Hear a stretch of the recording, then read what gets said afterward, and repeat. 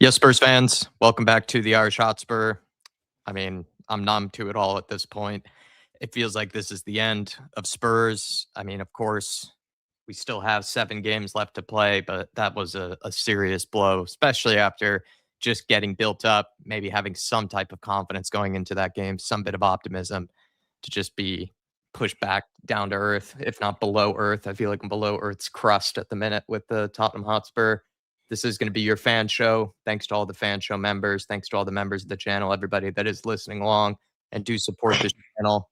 We're going to have plenty of different people come on today. Some of the regulars, some of the OGs are going to be coming on, having their say about what happened, of course, on the weekend, what went wrong, maybe things that could have been done differently, whether it was lineup, substitutions, also probably as well, plenty of rants, I imagine, about certain players, with the mistakes that they made, as well as also just the fact that they have put us in this position and they start to show maybe a sign of life, only for it to just be absolutely crushed in this weekend. But Dave, I mean, yeah, it's once again feels like another rock bottom with Spurs, especially because we know that that was the game we were all kind of building up towards. And now there's a 3-week break to pretty much sit on that too, which is just arguably worse, to be honest. Yeah, look, I said before the game I was concerned how big we built it up, because if we failed, we were going to look idiotic. And not only that, but, you know, I think, they would have like a lot of fans now, I think, walking out of that yesterday. And look, they walked out early, which sort of counteracts the whole message, for the whole day, which was get behind the team, back the team. And then people were leaving early and stuff like that. And like it sort of counteracts the message that of the whole day. But I think off the back of that, I think many people walking away yesterday will feel dejected. I'd be surprised if they fill out that stadium again between now and the end of the season, because to be honest with you, look, they can sit there and scream and shout for our support. I keep saying, if you're doing the right things within the football club, people will willingly turn up. People outbid each other for tickets. You shouldn't be in a position where you're begging for fans. And it just goes to show, all season long, it's been painted out by the media that the Tottenham fans are toxic. They need to create a lovely atmosphere, a loving atmosphere, get behind, sing, everything else. But we done that yesterday. We got spanked 3-0, just like we did up at their place earlier on in the season. So, it goes to show that it's nothing to do with the fans being toxic or creating certain atmospheres and stuff like that. We're just in the right mess. These players, half of them players have down tools.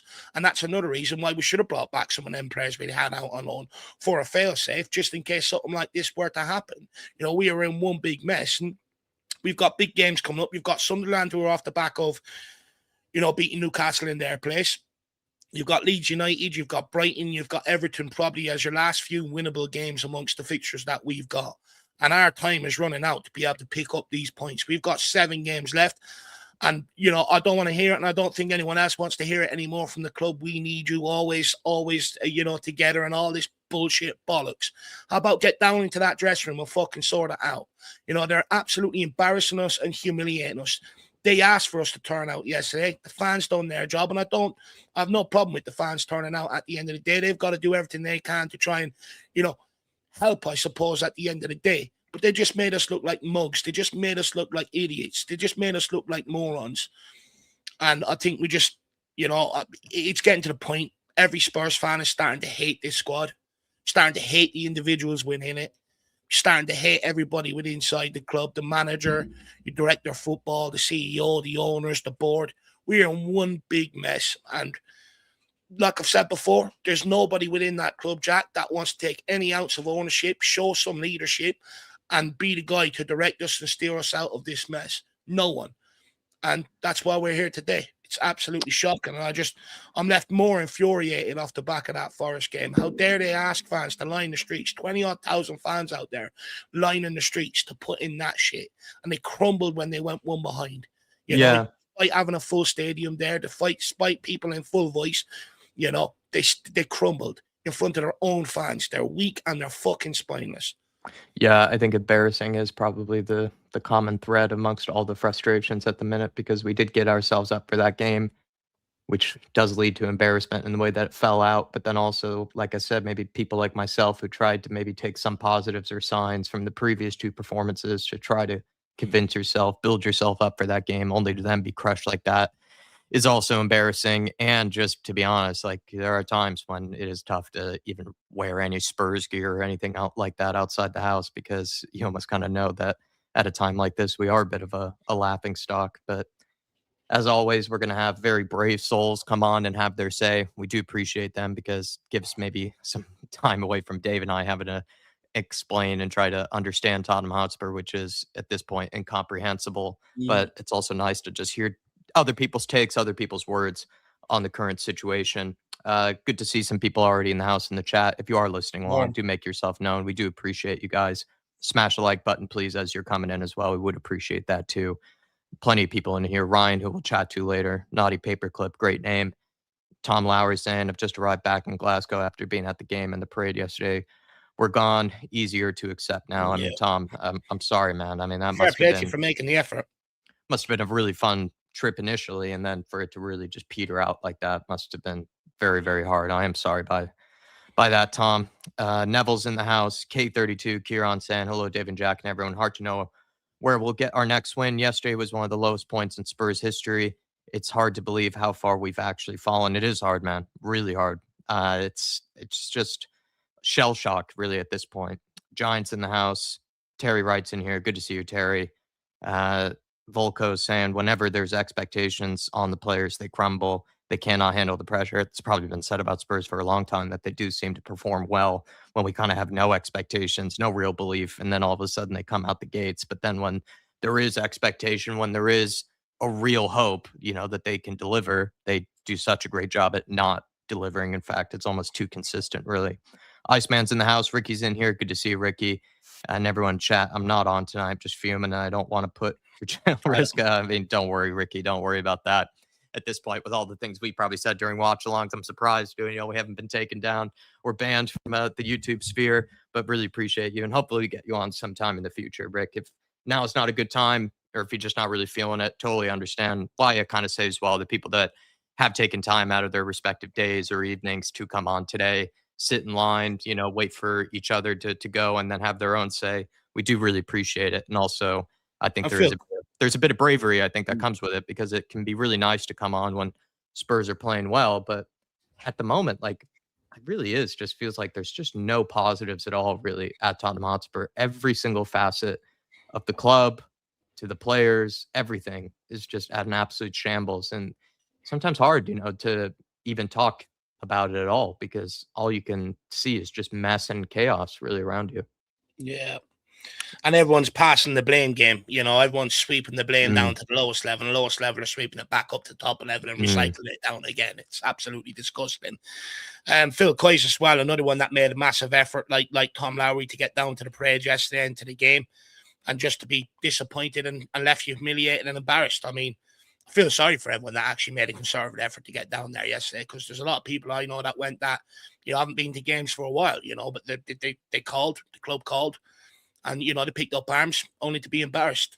I feel sorry for all you guys that made that effort there yesterday, in fairness. Yeah. Big up, Phil, though. Yeah, big up, Phil Coyce. Really appreciate you. Yeah, Colin, I would say stay behind the couch still. Maybe give yourself, some rations, some overnight supplies if you can, Colin. Appreciate you listening along. Thanks for being here with us as we're approaching, I think, already around 100 in the house. Like I said, everybody, smash the like button. And if you're planning on coming on tonight, do hit the link that is in the post section on the YouTube page. We would appreciate it. And just also to reserve your spot so we know how many people we're going to be chatting with tonight. Without further ado, Dave, shall we get this going? Yeah, look, let's kick it off. Let's see what the fans have to say. All right, we're starting off with one of the OGs. We're going to go with Jerome here. Jerome, you have the floor, man. I mean, at one point, it's, it was one of those games, Jerome, where maybe it looked a bit cagey. It looked like Spurs might have been in it. I would maybe go as far as to say that we were about as good as Forest were in that first half, if not better. And then it just led to a complete collapse. So what do you make of the day yesterday? I mean, it's really, really hard to take. As always, it's the same thing with them. They take you to a level of, we play the champions, we look good. We play Atletico, we look really good. But when it comes to the game that matters, we crumble. I mean, like, Have we not seen this the whole season? Have we not seen this from the start of the whole fucking season started? This team is so fucking predictable. It's annoying, man. It's going to a point when it's absolutely annoying. Everything about this team is absolute bullshit right now. Every time we have two good games when it matters, we can play well against Man City, we can play well against Liverpool, we can play well against I don't know who the fuck you want to play against. If it's the champion, we play well. But when it comes to a game where it comes to our survival, to make sure that we are able to play properly, do the same thing that we did against Atletico, do the same thing we did against Liverpool. No, what do? They crumble. They absolutely crumble. Against the Nottingham Forest team that could not score a fucking goal in the last 7 games or 6-7 games. They scored 3 a game, battered 6-0 on aggregate against Nottingham Forest. Yeah. Embarrassing. That's been up and down the whole season, and they've battered us twice. Just battered us 3-0 twice. Just on the players crumbling there, Jerome. You know, I think it's fair to say, you know, for the first half, we were the better team. We didn't take advantage of being on top. You know, they executed their game plan perfectly yesterday. They knew sit in, don't allow Tottenham too many chances, and we will get a goal on the counter, you know, and that will open the game up for us. And they executed their game plan perfectly. But is it fair to say that Tudor also maybe set them up wrong and maybe picked the wrong personnel within that lineup? Like, don't get me wrong, I think the players have to take blame for crumbling once they went 1 down. Yeah. But I'd also argue then the substitutions at halftime I think were wrong as well. Like, you know, I think Tudor also has to take a bit of a massive blame for it, because in hindsight, and it's maybe something I didn't see before the game, but reflecting on it today, he had to play 3 in midfield yesterday to combat the injury. And I think, he was wrong on that. I think looking back on it, I think he should have brought in a Paulini alongside a Gray Nassar in there to help them in the midfield yesterday. And you can't have Charleston and Solanke in the same front line. They're too similar, you know, and they're both clunky with the ball at the feet. Balls break down. Players don't want to pass the ball to them when they're trying to create moves and stuff like that. Is it fair to say that Tudor also deserves to take a massive part of the blame? Yeah, 100%. He takes the blame as well. Because, again, substitution not wrong. Look, at the end of the day, why not play Olusesi again? Why not bring the kid again? He was fantastic against Liverpool. He came in against Atletico. He was good as well. So why the fuck can we bring that kid again? Why could he not play in this game? The kid showed more heart than freaking Gallagher. Came in, did nothing. Absolutely nothing. All of those players, nothing.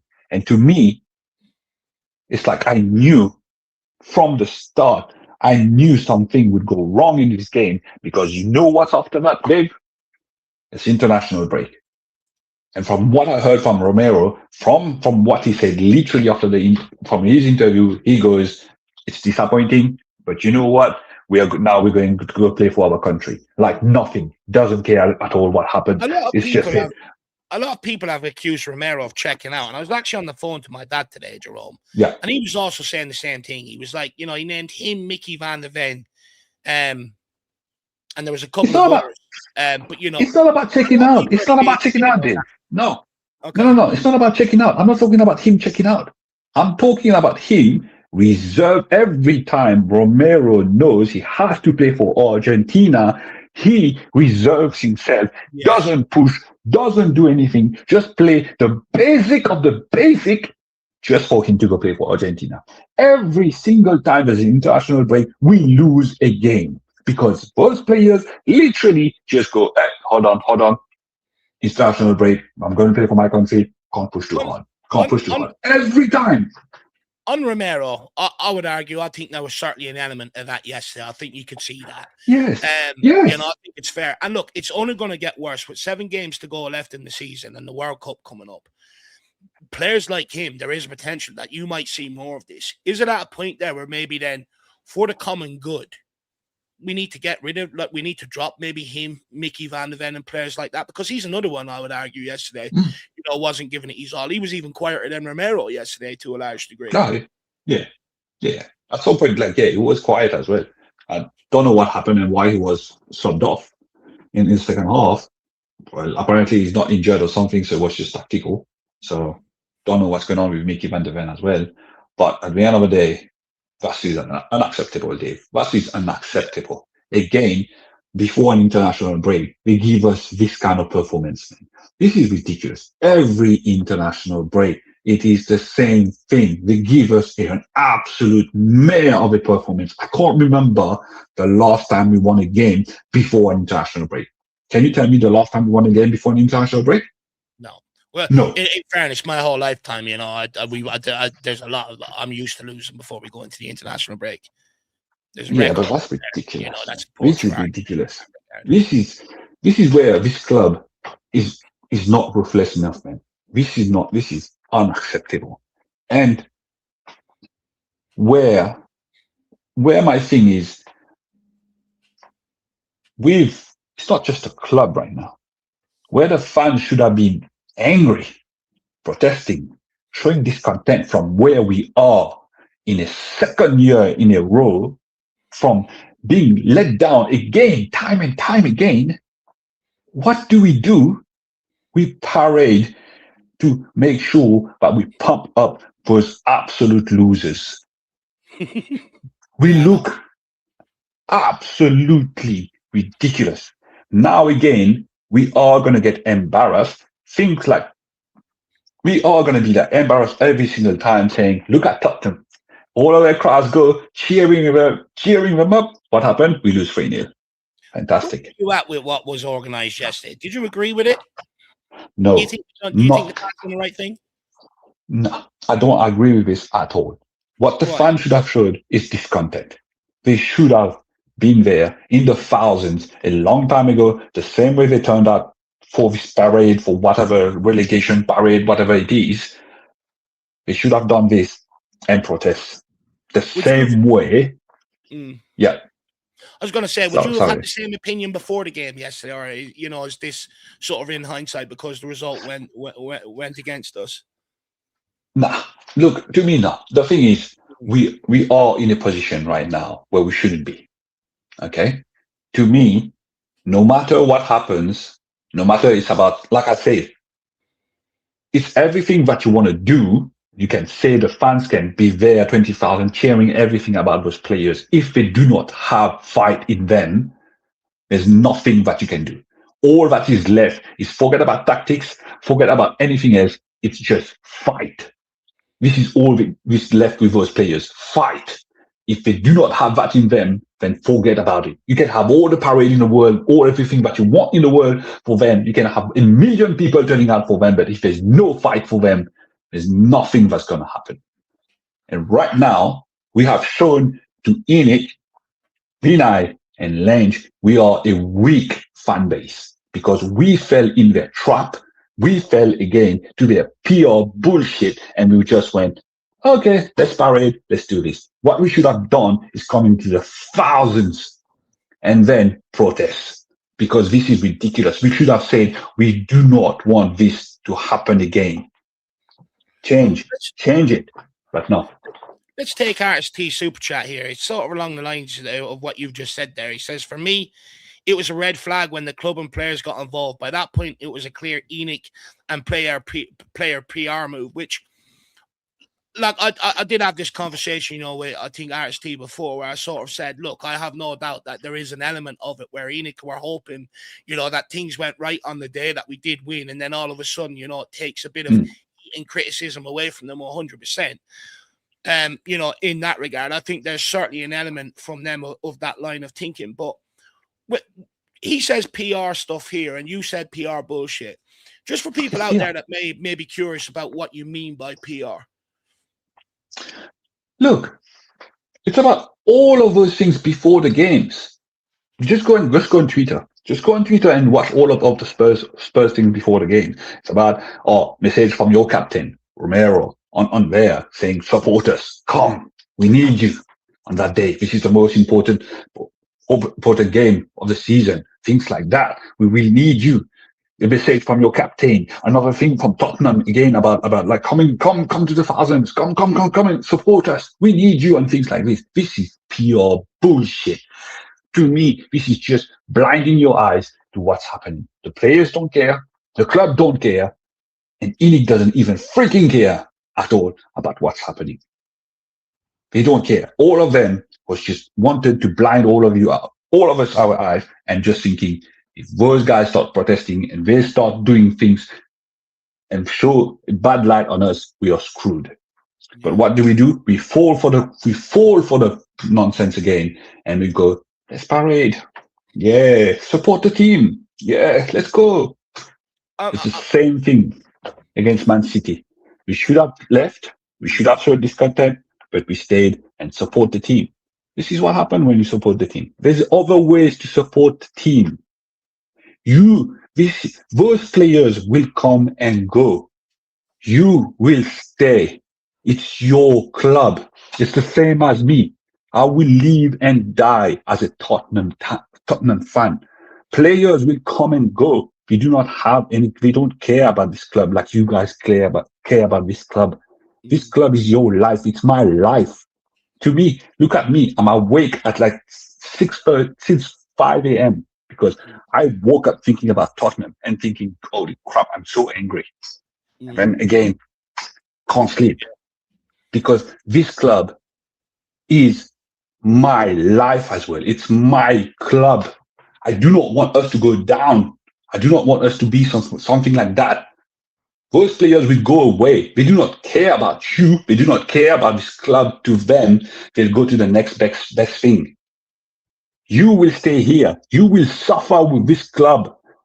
And you are going down with this club. They might go and leave, but we are going down with this club. So at least remember, this is your club. Show discontent. Stop falling for this nonsense every time. Show we are a strong fan base as well. How come other clubs can do it? Even Chelsea, for crying out loud.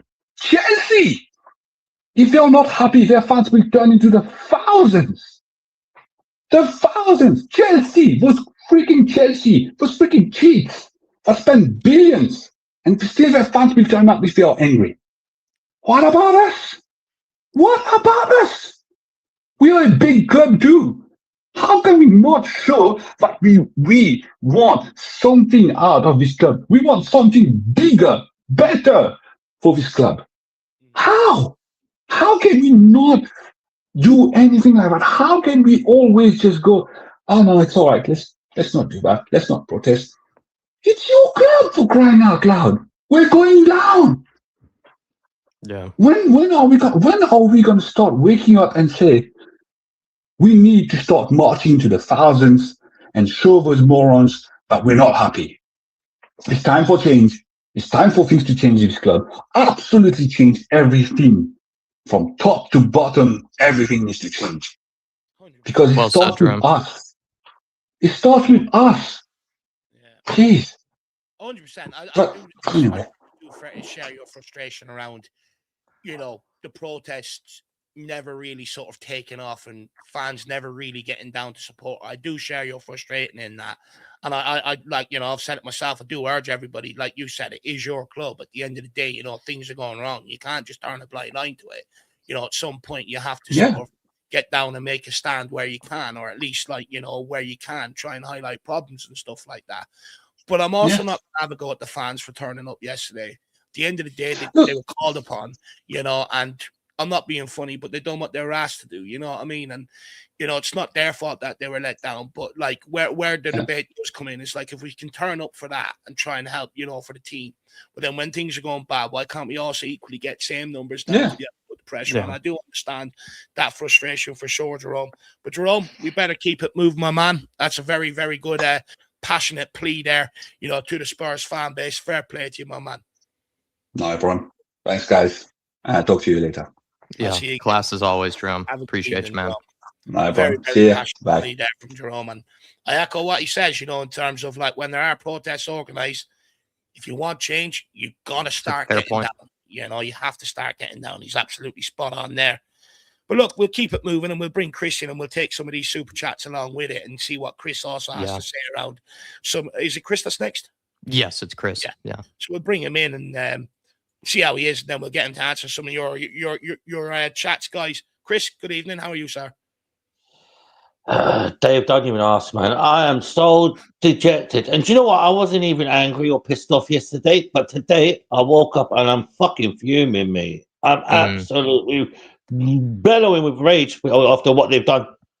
These players expect us fans to come out and support them, and they put a performance on like that. They can get in the fucking bin and fuck off. I'm telling you. No, I'm serious, Dave. Dave, normally I wouldn't be so pissed off to the point where I've given up. But now, well and truly, these players have sucked the life out of our club. They don't belong in our club. They don't deserve to wear our shirts. They don't deserve to represent us. They don't deserve nothing from the fans. They don't deserve nothing from us. Yeah. So their pleas can fall on fucking deaf ears and do what they want. Look, I sort of understand the frustration. I said to Jack yesterday, I think yesterday was the day they've lost the fan base. You know, the players, they've lost any goodwill with the fan base. I think the club also, you know, have lost the fan base. Just quickly, I know, you know, people are coming back and saying, you know, I'd sort of agree, Dave, but, you know, fans are falling for it. I do get what people are saying in that regard. But for me, they were asked to get down, you know, a sort of a war cry. They answered, they turned up, you know, they were let down at the end of the day. They were embarrassed, they were humiliated. But like I said it myself going into it, I think it's a day where they could have organised both protest and then move it on to supporting the team bus. And I think that's maybe where the thing was missed. But people can get on to these people for getting down there and cheering on the bus. But at the end of the day, the protest was cancelled. There's no protest going on. So there's no protest people could attend. It was all cancelled. There was nothing organised. You know, it was pulled at the last minute. So the only thing people had to turn up for was that bus parade. Dave, I'm not blaming those fans. I'm not blaming them by any means. They were asked to come and support, and to their credit, they've done it. Yeah. However, now those cheers of support should be shouts of rage and anger towards that club and the board and the owners and the players and the coaches and all the staff. That's where all that cheering should go now, is into anger and rage at them, because that's what they deserve. They don't deserve our support. They lost that respect yesterday, and matches before that, they lost all that respect. We're watching videos online yesterday, you know, the owners, Vinay, Johan Lang, and all, they certainly got, you know, a lot of hate and that directed at them, and rightly so, a lot of anger directed at them. Chris, let's take this from David THFC. He says, Romero's a disgrace of a captain, and, you know, that's a lot of people have pulled him out after yesterday's game. Romero, Van de Ven, Vicario, there is zero captain in this team. Make Archie Gray the captain the rest of the season. And funny enough, actually, I had a phone call with my dad earlier on, and they're the exact 3 players he pulled out and said, between now and Dave, take them out. Dave, you know, after yesterday, if Van de Ven wants to go, let him go. If Romero wants to go, let him go. If Vicario wants to go, let him go. Those 3 players don't represent Tottenham. They represent themselves. That's all they care about, is themselves. They don't care about the fans. If they want to go, would you let them play between now and the season? Would you take them out? No, I'll take them out. I'll be dropping Romero and Van de Ven. I'll rather bring Dragusin, and as bad as he is, I'd rather bring Dragusin in and Danso in to do the job in centre backs. At least they put up a bit of fight. Now, David, Romero is not captain. He should not be captain. He doesn't care about the club. He clearly does not care. His interview proved it yesterday. Oh yeah, we lost. Yeah, we feel bad, but now we're going to the world. Now we've got internationals. Like, he just brushed what happened yesterday off. He didn't say, you know what, we're really sorry for what happened. We are going to do our very best to put this right. He didn't do that. He has not. He thinks, by going off into international, fans are going to forget what's happened. Nah, Dave. No. I do take the point. It's like, you know, at this point, if they don't want to be here, and they are going to preserve themselves for the World Cup, take them out, bring in others, you know, that are definitely. But what I'm not going to do is I'm not going to start hating on Romero or Van de Ven. They didn't come here hating this football club. The process along the way and what they've had to endure inside it, you know, the club not meeting their ambition and stuff like that, you know, Dave, arranging private jets, having a shit medical department, it's led to these guys hating the football. Even so, they're still under contract for Spurs. They represent our badge. They have to represent. Even if they're not happy there, wait till the end of the season. Fine, find somewhere else and go. But till the end of the season, you still represent us. So you still put your ass on the line for the club. There's no excuses. I don't care. I don't want to hear, oh yeah, but they may not be happy. So you're not happy, wait till the end of the season and go. Find yourself another club, go. But until the end of the season, you're still a Tottenham player. Sure. End of story. End of story on that. Yeah, fair. Take this from Al Ben. Appreciate the support, David THFC. Al Ben saying, drop Romero. Oh, sorry. Well, Al, I'll just read it aloud, and we'll definitely have Eugene come back in on David's as well as Al Ben. That's smart of you, Dave, to be fair. Drop Romero. Unbelievable how he had zero urgency or effort to even cover a player or the space during a dangerous attack. Agreed. In the second and third goal. It was shocking, Chris, to be honest. The second goal, he was an utter disgrace. Jogging back. Are you serious? Wasn't even really marking anyone either. That was kind of no. He was just looking around. They're just all around looking at each other. Like, who do I pick up? Who do I mark? And he pulled a Ben Davies as well, where he threw his arms up as well, afterwards. Yeah. And it's just like, come on, man. Like, especially as the captain, I agree that that's not the leadership you want to see. But then also, like, you did play a part in that goal. Yeah, he's not a leader. He's not a leader on the pitch. He he can't call himself the captain after performances been putting in recently over this last season. He's a stinker after stinker. There's no excuses for Romero. Dave, I know as much as you like him. For me, the guy should not be our captain anymore. They need to find somebody else who's willing to do the job and do it properly, not like him. Not just concentrate. Oh, I've got the World Cup coming up. Who cares? You represent Tottenham first. This is your club. You represent us. Look, the longer this season goes on, I'm starting to dislike the whole lot, to be brutally honest. Yeah. I don't have any favourites anymore. There was a time when these guys were playing well. I was fans of them, but I'm actually getting to the point where I just hate the whole lot. Dave, you're not the only one. I hate the whole stinking lot of the players. I hate the whole stinking lot. The only few players yesterday I could actually give a bit of credit to was probably Matthews Tell and Archie Gray. The two. Well, David's super chat, and I've seen this being banded around. Would you make Archie Gray captain between now and the end of the season? Personally, I think it's a bit premature. Yeah. Bit premature, but I don't think he's experienced enough. You need somebody with a bit more experience to properly captain it. But I don't know who else there is going to be. Can't get to Charleston. Danso probably. Because Danso puts more in effort. When he comes in, he knows he's not the first choice, but he still puts everything in effort. He does. He actually was the best defender, I think, in that first half, because Dave and I did point out that he had some crucial chances. And I think the third goal he ended up, not being great, but we already had lost at that point. And do you know what, though, Jack? By the time that second goal went in, one sec. No problem. Jack, by the time the second goal went in, Danso's head went down like the rest of them. He's thought to himself, "What the fuck's the point of me trying if these lot ain't going to do it with me?" And I don't blame him. I think that's what makes the second goal pretty awful for me, Chris. It's just that. First one, I think, is more Jet Spence than anyone, but it was. At the end of the day, we went one goal down. It's not the end of the world. You can still come back. There's still another 45 minutes to play.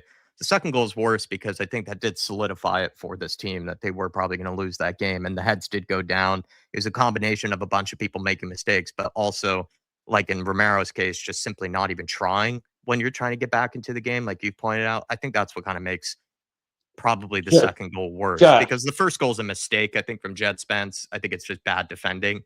The second one is just a lack of effort. Second one's just a lack of effort. The second one was an absolute joke. Absolute joke from the whole lot of the back four. Yeah. From the Poro trying to put the tackle in, from Udogi being out of position, from Romero's lazy running. Yeah. Danso was well out of position because he was trying to get the attack going. It also came from Richarlison giving it away under no pressure whatsoever. He had a good first touch, and then there was no Forest player within 20 yards of him, and he decided to play it out of his feet for some reason really quickly, and he just passed it straight to a Forest player when every other Spurs player was getting forward. It was so frustrating. See, Jack, we can sit here and blame the referee because we didn't get a few decisions. We didn't get this. We didn't get that. But the ultimate responsibility is those damn players on the pitch. Yeah. And whether the substitutions were right at half time, maybe not. Igor Tudor, he has to take his responsibility for that, But the players on the pitch are an absolute joke, an embarrassment. Have no rights to represent Tottenham Hotspur. They have no rights whatsoever. Chris, any right they had, they've taken it away. Chris, we have 7 games left. we have 3 weeks to sit and dwell on this. Do you have any ounce of hope that we can still survive this, or are you kind of accepting that Spurs aren't going to be able to get out of this rut? I'll see you on a Wednesday night for Stoke, Jack. Oh. That's what I'll say. I have no faith in this team. I have no faith in them. I don't have no respect for them. I don't have respect for the club no more. I won't even put my Tottenham shirts on anymore. I just don't want to do it. I can't be bothered. Yeah, to be fair, probably a few weeks ago you were showing up on Spurs shirts. Now I don't see one on you. That's fair. No, Jack. I'm not going to represent this club. Why should I represent you? Putting a badge next to my heart when they've destroyed it. Yeah. Well, They've Chris, destroyed any love I have for the club.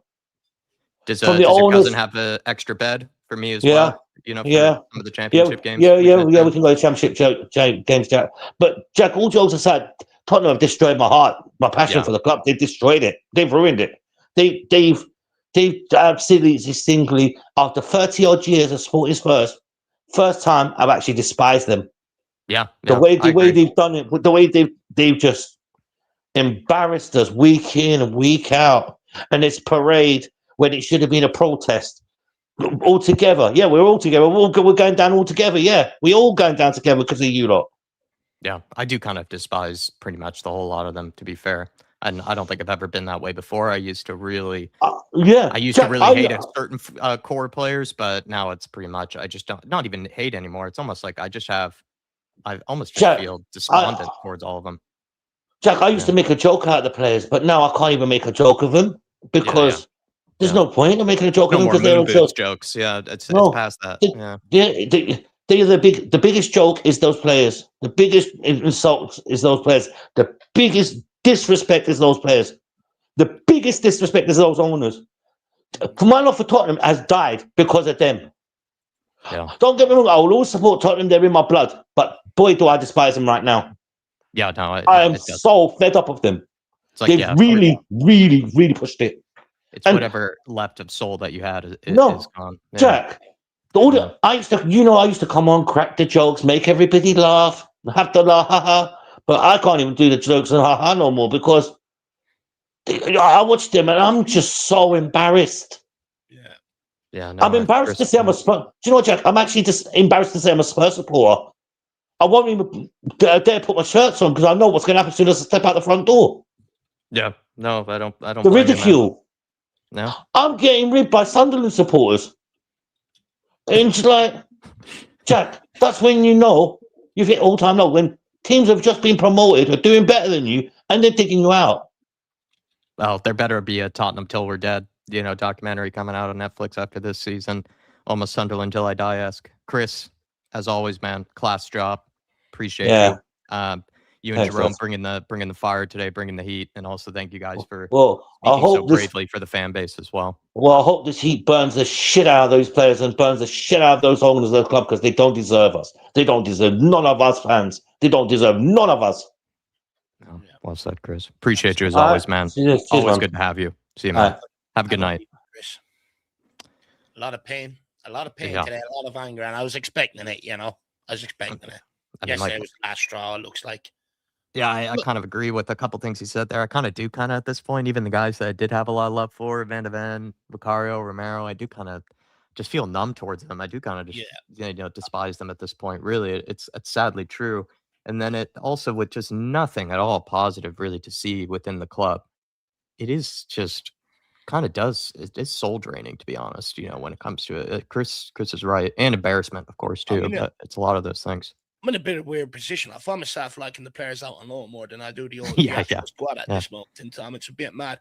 But look, let's bring on Eugene. No doubt he wants to come on and cook me, and he wants to have a fair say here on Al Ben's super chat. We do have this from Faz Radfar first. He says we have no choice but to stay calm until the summer. We'll probably calm down maybe 3 weeks' time.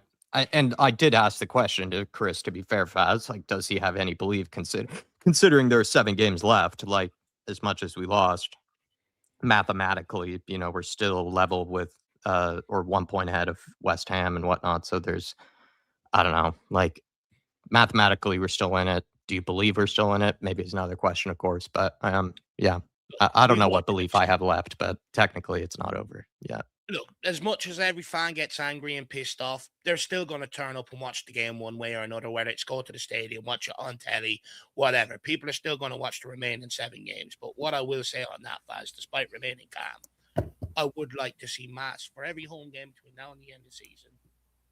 Massive protest organised, and then make a statement of continuing to back the team, just so that we can't be ridiculed by the media for being toxic and that anymore, but also to show the ownership that you are serious, that we want change, and we do need numbers down on that, because come the summer, there'll be nothing organised. We'll be away on holiday.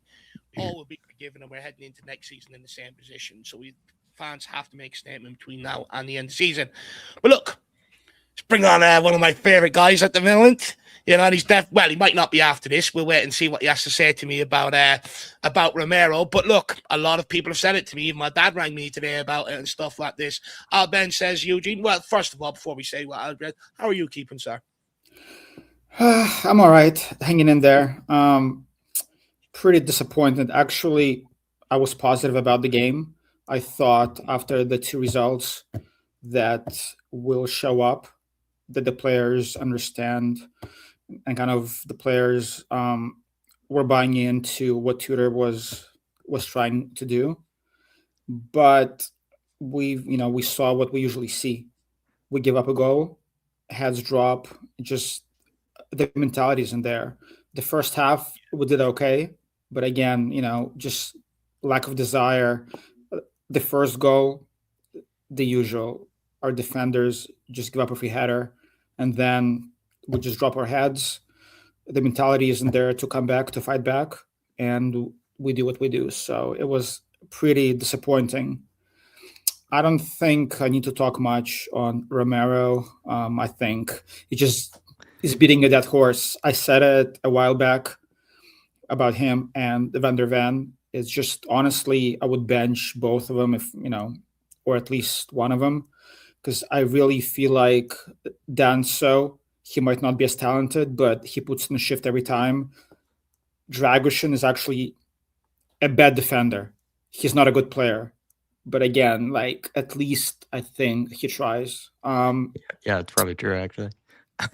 Yeah, he's so shit, but he probably does try. Yeah, but He's again, shit. with Romero, just being weak in the box, just being out of position again, it's the same thing, right? We've been seeing it for 2 seasons. I've been talking about it from the beginning, and fans, even in this chat, were telling me to stick to baseball and that I don't understand Spurs history and all that kind of stuff. So, but my eyes don't lie, right? And I had even higher hopes for Van der Ven, but he is the same. He's checked out mentally. He doesn't want to be here. Yeah, and I mean, also our fans, some narrative and agendas that are being put out are mad. I see more fans going at Archie Gray, saying that he's not good enough, than questioning Romero or Van der Ven. Some fans are saying that Ange is responsible because Ange normalized losing, and because of Ange, we're losing right now. There's just so much agenda out there. It's crazy to me. It's simple, right? None of that matters. Simple thing is our best players are dunning tools. That's it. Tudor doesn't matter. Frank doesn't matter. I don't care who comes in. Radnap, Sherwood, it doesn't matter. Our best players who are supposed to carry us are downing tools. And the kids, if you look at Archie Gray, he's been our best player for a month or 2. Yeah. Tell is not good enough either for us to play, but at least I saw some effort. Our youngsters are the ones trying. They're just not good enough. But our senior players are not doing what they're supposed to do. And at this point, honestly, I'm in the acceptance stage. I went from the stages of grief. I went from anger to denial or whatever, and now I'm in the acceptance stage. And honestly, I'm resigned to. I think I might be excited to watch Mikey Moore, Archie Gray, Bergvall, Vuskovic playing in the championship. I just sell everybody, keep all the youngsters, and build from the ground up. Because I just don't see us staying up. The only way we'll stay up if West Ham goes winless. If they lose all their games, that's the only way. I just don't see us winning, unfortunately. If you were manager in that dressing room now with 7 games to go, despite maybe the youngsters not having the quality, would you just go with it knowing that they will at least put in maximum effort and pull some of them under 21s up into this and just go, look, guys, this is us now between now and the end of the season, and push the bad eggs out of the dressing room? Or would you try and still persist with them? Because Frank's still persistent with them. Tudor's still persistent with them. What would you do in their shoes? I would I'm just looking at the majority of goals that we give up. A lot of them are due to lack of effort, not even tactics, right? If we look with Ange, Frank, and Tudor, 3 different managers, 3 different systems, completely different, right? From attacking to low block to 5 in the back. And we're still making the same mistakes. Like, we're not, like, Morgan Gibbs wide open in the box, and there are like 5 players around them. Same mistakes every time. So it's just lack of awareness, lack of effort, I believe. I would go with the youngsters. They're not terrible. If you look at Forest players, if you look at Wolves players or Leeds players, they're not better than what we have. So honestly, if youngsters are playing, at least they're going to give us effort. At least we'll pick up maybe some draws here and there.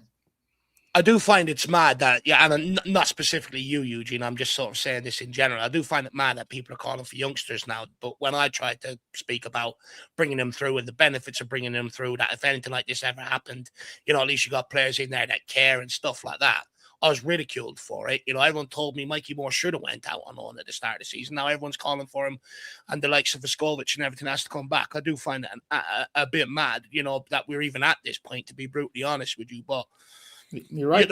If I was in the manager's shoes, I would do that. One thing I wouldn't be able to tolerate is lack of effort. When you're in a relegation battle, you need everyone giving every ounce of blood, sweat, and tears they have. You need people even pushing, past the pain barrier, past their fitness levels and stuff like that. You're right. A lot of people are right. You just don't see that with this team. As soon as it gets tough, they don't. The tough. They get going. We crumble, and that's just the way it is. We're not a resilient team at all. One indecision, one bounce of the ball, one referee indecision that goes against us, we absolutely capitulate. It's so frustrating. But let me ask you this. With Tudor now, do you stick with him, or do you sack him and go again? I would stick with him. Like, there is no point of sacking him, in my opinion. You bring in a new manager, another system. It's going to take players another 2-3 weeks to figure it out. I mean, if Tudor, who won trophy at a big club at Juve as a player, if he cannot get the respect, do we really think that Tim Sherwood or Radknapp is going to get the respect? Of course not. There is no manager out there who's going to take this job right now, who's going to come in and get the respect of the players. And when I hear that we need a Spurs man in the club, like, nobody can explain to me what that means. Harry Radknapp hasn't managed in 10 years. Players have no idea who he is. Tim Sherwood is the same. They don't know the league anymore. They haven't managed for a long time. Players have no idea who they are. We have no youngsters or homegrown players who know what it means to play for Spurs, right? All the players are foreign players. They have no idea what it means to play for the club. So if we bring in somebody who's a Spurs man, it's not going to resonate. It's not going to mean anything. And that's why, as you said, it's important to bring in youth from the academy who actually understand what the culture is supposed to be. Because right now, if you look around, we have nobody. So if an 80-year-old Harry Radknapp comes in, nobody's going to listen to him. It's going to be a joke. So at this point, I don't see anybody out there who come in and change things around. I just don't think it matters. I think it matters if they're willing to get rid of. I think it matters if they're willing to get rid of the people not trying to, like. If they're bringing another manager and he's trying to persist with them again and gives them a clean slate again and lets the same shit happen, it doesn't matter. But I think, because you know what's going to happen, Dave? A new manager will come in. It's going to be, Romero's a good player. Van der Ven is a good player. Let me try and make it work. Same thing with Tudor. And it's going to take him 2-3 weeks to figure out that it's not going to work. And by that time, it's too late, right? So I think every new manager is going to go through the same steps. Fair. Yeah, Tudor like at even least Sherwood, understand right? that Gallagher is not good enough, and Simmons is not good enough in the Prem. In Champions League, he's fine, playing that competition because it's different pace, different physicality. So at least Tudor understands who he can trust.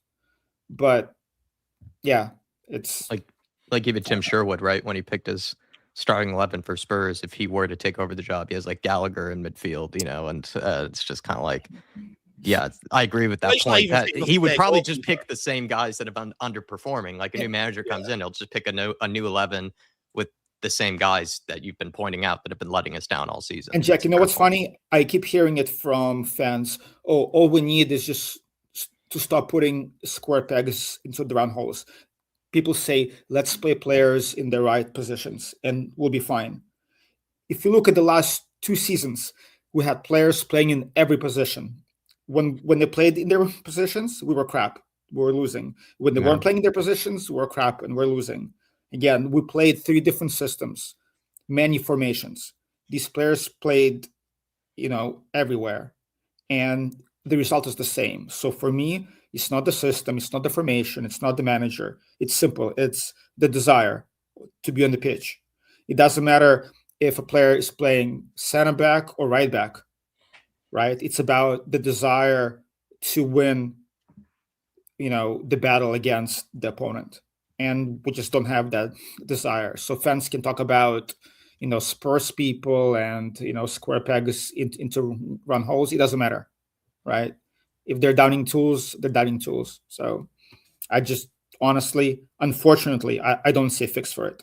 I wish it was a quick fix, unless a Klopp comes in and we give him 10 million per game and said, hey, 10 million a game. If you help us stay up, we're going to give you 10 more million.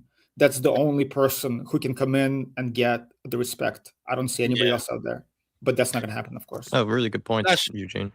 Last question before we let you go, Eugene. Do you see us staying up?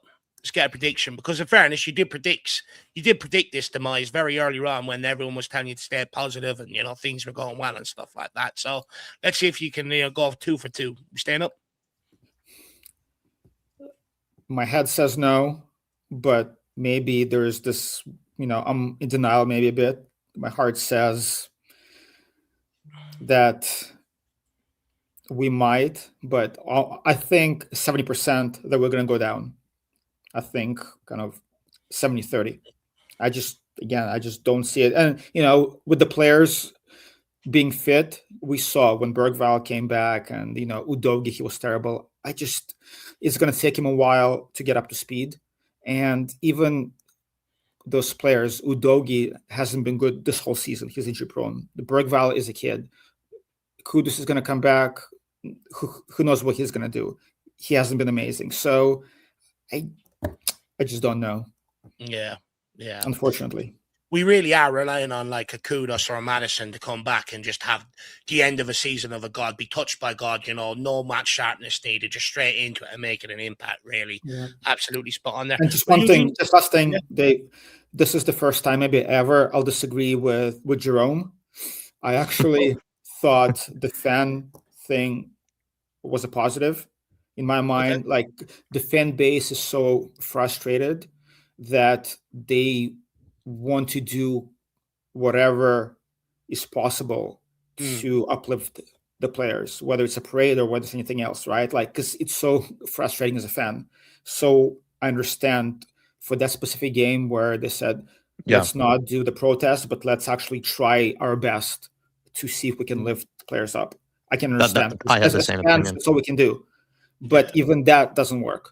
So at this point, no more. Don't fall for it again. That's it. No more parades. But I understand kind of when, the feeling where the fans wanted to come together and actually uplift the players. And obviously failed, but I can understand the thinking. Yeah, I had the same opinion, and I think I still do. I really agree with that, Eugene. That was really well said. And to be honest, a lot of your points were really well articulated, actually. I could see the logic of a lot of your points. Yeah. A lot of people had really enjoyed what Eugene had to say here, actually. Today, boys. A lot of them sort of agreeing with what Eugene has had to say here. So, good call in there, Eugene. As always, guys. Great points, mate. Hopefully next time we speak, be in a bit of a better position. Yeah. Hopefully. Fingers You can crossed. only Here's hope. hope. You can only dream. Thanks, All right, guys. Eugene. Thanks for being Look, patient, and alrighty. thanks as always for Go and enjoy supporting. international break with the young lad, my man. That's the We'll most do. valuable We'll do. thing in life. Yeah. Have fun. Have a good night, Have a Eugene. good evening. See you, man. Big up, Eugene. Really Tyler good coming point. in here as well, saying good call as always with Eugene. Brilliant call Yeah. from Eugene. To be fair, he let me off lightly about Romero. We know Is this who we have no next. blowback? Mia. We have Mia either is going to defend Romero. I'm not even sure. I don't want to assume what she has to say. I'm a huge fan of Romero's, just like Mia, but I felt really let down by him just the other day. I actually agree with, just quickly, I know I'm hogging the mic a bit, but I do agree with his point that it felt like kind of a temporary one-time thing, doing sort of the celebration before. Like, and when people are saying, oh, we took pressure off the club, or whatever, it's like for 24 hours maybe. But I don't think like all of a sudden people's brains have been wiped of the memory of all the mistakes and all the things that they've done wrong, the ownership. So that was my thinking about it. It was like, for 24 hours, we'll put our differences aside kind of thing, and we'll see if it ends up benefiting the team. Clearly, maybe it didn't, but now we can move on. And I don't want put to the see same another one pressure back on. organized now, and I don't want to see even if there is, I don't want to see people fall for it. Yeah, I agree. But I do also see Jerome's side of things. But I'm up the same opinion as Eugene on that one. All right, we're gonna go next to Mia. See what she has to say. It's always fun, Mia, having you follow up after Eugene. But to be fair, he didn't seem to really care about going after Romero. He kind of seemed to sort of paint the whole brush on all the experienced players messing up this season and putting us in this position. But I'm not sure where you want to start things off, Mia. Maybe you want to discuss the game in general, or just where it all went wrong, and plenty of things to chat about, of course. So let's start with Romero. Like, don't get it twisted. Like, I won't defend him. I think that he was at fault for that second goal. I was actually at the game. And I'm going to be honest, like, body language, I think, says a lot. When they come out for that second half, they just didn't look up for it. None of them. They didn't, even like Romero, he just didn't look like they were going to do anything in that second half, I have to admit. And the one thing I will say, and this isn't me defending him, but I do think that the language barrier can be quite difficult. You can see he struggles to work out some words in English. And I think that he's got set words that he confidently knows, and he seems to repeat them. Now, I'm not defending him. He needs to learn better English if he's going to try and communicate, obviously. You know me. I do like Romero as a player and stuff, but... Yeah, but I'm not defending him, Dave. I just said I'm not defending him. It is well known within football circles that some people, that do come into the Premier League from other countries, understand the language, but use it to their advantage, get out of interviews and doing PR stuff and all. I mean, he did come up to do the interview, so I don't know if he would have done that if he really couldn't, if he really was trying to avoid it. But I'm not trying to defend him. I'm just saying, I do get that thing, but I do say his body language. Like I say, I'm not going to defend him because I do think he was at fault 100% for that second goal. And like I say, being a leader on the pitch, he was not acceptable yesterday. All the ones that are supposed to be the leaders on the pitch yesterday failed us. 1,000,000,000%. In that first half, we looked all right. We were trying. It was a bit more of an equal game. We let them off easy by letting them get a corner and getting a goal from that, when we had so many opportunities with our corners and didn't put away any of them. We did have some opportunities. We had 8 corners at that point when they scored from their first. That's right. And so when we come out, like I say, in that second half, I was like, right, we need to have a rocket up our backsides and we need to get this game going quickly, get a goal, get back on equal terms, and then see what happens, right? But we didn't. Our body language was poor. That second half was so incredibly poor, and the decisions that Tudor made did not help that. Do you reckon there was a bust up at half time, Mia? Pardon? Do you reckon there was a bust up at half time? No. Spurs came out very demotivated, the changes and stuff. Do you reckon something went on in there at half time? I don't. Joe, what actually someone like my brother put to me was maybe that Tudor got that news at half time. That's something he put to me, which I thought that we're never going to know. But he could have, but anyhow, it doesn't matter. That's no excuse. But the fact is that his choices in the beginning to not play certain players, playing players out of position, playing this weird, I never know what he's quite doing formation with who, where, I think wasn't really good. And then the halftime changes, I think, weren't good. I think taking off Richie when he should have been taken off Dominic Solanke, because I think that Richie always can pop up with something, which, like, I do think he does have that in him, and he's got that fight in him, and he was better anyway. Dominic Solanke was just not good enough. So I think that decision. So I do think some of the Tudor decisions definitely did not help us at all. Bringing on Xavi with such a little time to go. What are we doing?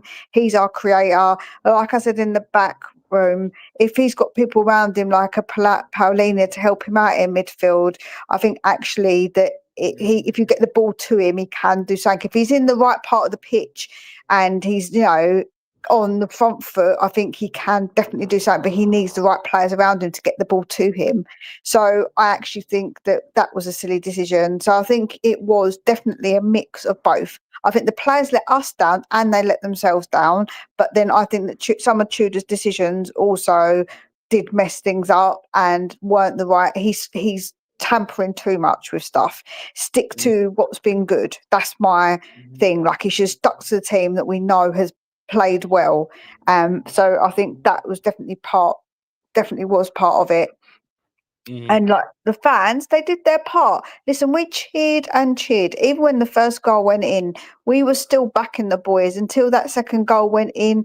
Their heads went down much more, and our heads went down because it was just. Pardon? Yeah. Were you at the game? Was there any booze at halftime? No. No. Not really. No.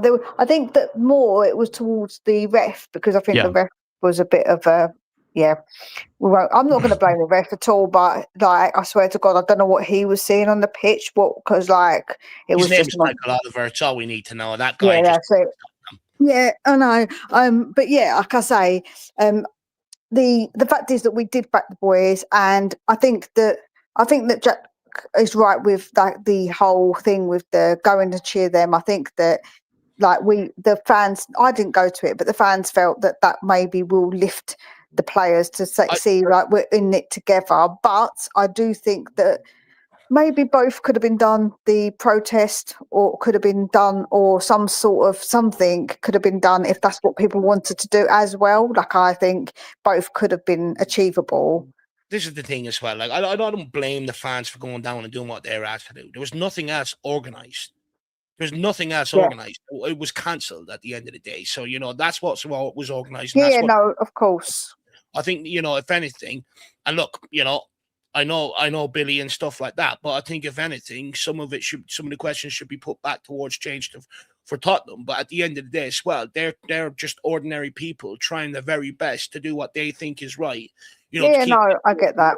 They're also stuck in a hard place, but I do get that. I don't understand why fans are getting ridiculed for turning up for the only thing that was organised that day. Do you know what I mean? No, of course. No, I'm not with. I don't think if there's an alternative to turn up to, then there's a debate there. But of course, and that's the whole point, isn't it? Nobody should be ridiculed for doing that, because that was, like you say, the only thing that was organised. The protest was cancelled, and people went to support the boys, and I don't think there's anything wrong with that. I don't think there's anything wrong with that, because that's what I always say, people choose to support the team how they want to support the team, and I'm never somebody who judges in that way. Like, if you want to do that, cool. That wasn't something I went to do. I didn't go and do it, but that's cool if that's what you wanted to do, and I understand it, because that's how you wanted to show your support to the lads. I was in the stadium cheering, singing, as much as possible, backing the lads myself. That was the part I did for them, so it was pretty miserable, I must admit. Like, the second goal went in, and I just I had some lads sitting next to me who were there, 3 of them, they're all 18, bless them, and they was just all defeated. Their faces, they just sat back down and were just like, yeah, this is just absolutely rubbish. Do you know what I mean? Like, I was talking to them and they felt the same. They were just like, this isn't going to happen, what was the consensus around the stadium in terms of mood after? Was there many people sort of saying they're not coming again between now and the end of the season, or are they going to be more resilient and keep turning up, or what do you think we can expect crowd wise, between now and the end of the season? I think that people will still go and back them because I think that they feel that if we get relegated, that they want to get back in the boys as much as possible for us not to. Like, I think that's probably what I would say. But a lot of people came out early, like quite a few people come out early, because they had enough. They were just like, I'm done. I've seen enough, sort of, and they were fed up and walked out, which I understand because like I say, it was really poor. Like, we got to that point, 80th minute, and you just think this is done. Even before the third goal, it's done, So I think that people will go and support still. I think so. I do think that. But yeah, a lot of people did come out early out of the stadium because they just had enough. Like, they just was done. We could have played. We could still be playing today, and we still wouldn't have scored by now. To be brutally honest, so I do not blame them. Do not blame them in that regard. Mia, what do we do with Tudor now over these next couple of weeks? Do we keep him in the dugout, and after what we see against Liverpool and Atletico, or do you sack him based on the fact he's only really picked up 1 point since he's arrived in the Premier League? It's a really difficult one because I started to feel like that the players were getting them, pulling themselves together a little bit, and I don't know if that was down to him or themselves a little bit. With a couple of games we see, with a little bit tiny glimmer of hope. Could it be that they were glamorous ties? Nottingham Forest wasn't as glamorous as a Liverpool name. Who knows? But I do think that now, with what happened to Tudor's father, and I really feel for him as having lost my father recently. That's horrible, and I can't imagine what he's going through right now. It's absolutely devastating news to get. That I wonder if the club will say it's mutual and let him, because he's not going to be in the right frame of mind, because everybody obviously reacts differently to that news, and if he's feeling devastated about it, then he's not exactly going to be in a good place probably to be manager. So I'm wondering if they're going to maybe part ways with him in that way, because if the consensus was that we were looking around Liverpool going for a new somebody else to come in, a new manager, coach, then I expect it's not any different now, and maybe they are looking into somebody. I don't know how I feel about it, but I do think that he made some decisions yesterday that affected the game, and I think that it could have gone slightly differently. I'm not saying we could have won it, but we could have had it slightly different had, I think, he played like a Paulinho, a Xavi. Don't play Porro in some weird position, playing like obviously Van der Ven as well, taking off Van der Ven, but he said that was tactical, so that wasn't even an injury, like what are we doing? So I think those decisions definitely made a difference and effect to what happened. And whilst I've sort of said I don't want him sacked, I think that at the minute, I think maybe his state of mind as well would make me think that it's probably not the best thing to have him to continue, because I don't know if he'll be in a great mindset, really. Yeah, I mean, being the Spurs manager right now is already enough mental strain and torture on somebody. Imagine what he's going through on top of that. Like you say, a human can only really take so much, I would think. And like you say there, it might just be for the best of all parties, right? That he can focus on his loss and just focus on dealing with the affairs of that, then while also managing a crisis situation at Tottenham Hotspur. That just doesn't seem fair to a person, really. I agree with that.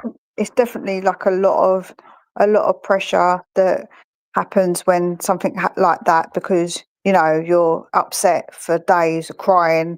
Even if you don't cry, but you're upset for days, thinking things through. Lots of things run through your head. Like I say, it's only recently happened in it to me, so I kind of get that, and so I don't know if it would actually be the right thing to do anyway to keep him, regardless of what we think of him. I think that probably it's not the right thing to do to keep him because of that as well. I think that I don't think it's going to work well. I think that it could end up being really bad for him.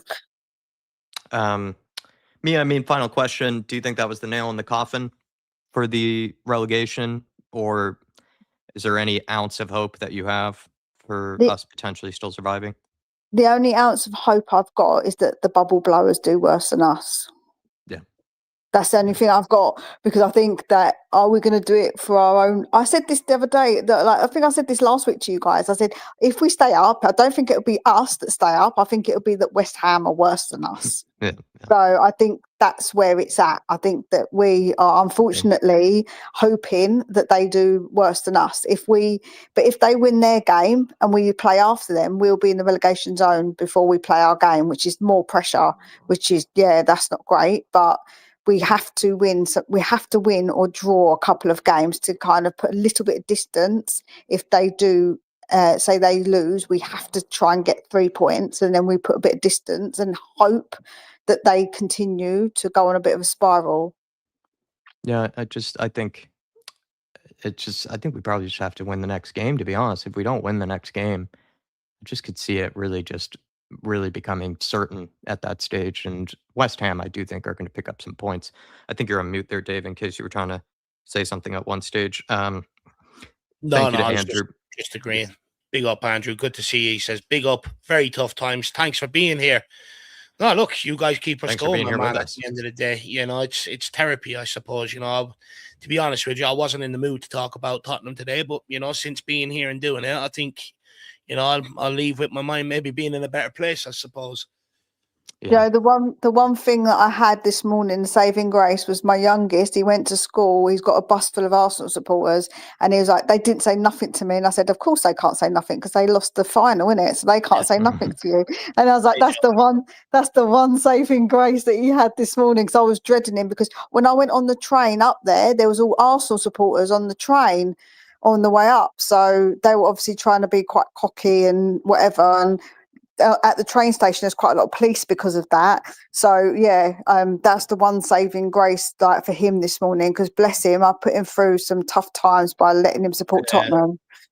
Do you know what? I was sort of sitting there yesterday after their cup final defeat, and I was like, do you know what? They didn't even show up. They choked in spectacular fashion. Like, even though we've lost finals, at least we've given it a better go and stuff like that. But then 2 seconds later, I found myself sitting there going, well, how sad is my life that that this is what's giving me joy right now, so I know, but do you know what? It wasn't the joy for me, Dave. It was the fact that I knew that he had to go on the bus with them lot, and if they would have won, he would have got it in the neck big time. So I didn't want that for him as a kid that's been having to support Tottenham because of me. I felt responsible. It's all character building anyway, That's I did say that. Do you know what? There was a kid when I went to go and get a cup of tea, and he had his Tottenham top on, and I said to him, "You've got many more years to come, but it'll build your character, mate. Don't you worry. It'll build your character." Toughens you up, builds you a hide of skin. Thank you, Mia, as always. Appreciate you, and please, everybody, go subscribe to her channel, Tottenham's Lone Wolf. I mean, at this stage, we have wolf hide, wolf pellet at this stage, with how strong we've been, or wolf pelt, should I say, with how strong, Spurs fan skins are at this point in time. Thank you as always, Mia, and class as always as well. Thank you for having me on, guys. Okay. Have a good rest of your evening. Bye. Bye. Everybody, as we always say, please get across to me and make sure you hit that subscribe button on the channel and show her a lot of support. She's a very, very nice person, very big passionate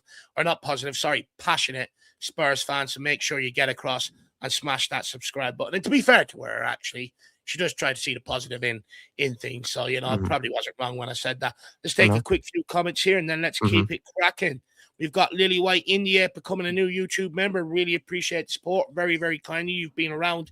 You tune in with us every single match day. So fair play, and really do appreciate the support on that. And big up the Irish Hotspur Indian fan base that support us. Big yourselves up. We've got DJ AK, big up lads, unpopular opinion. I think the parade made the reverse effect and inspired Forest to get the result more, unfortunately.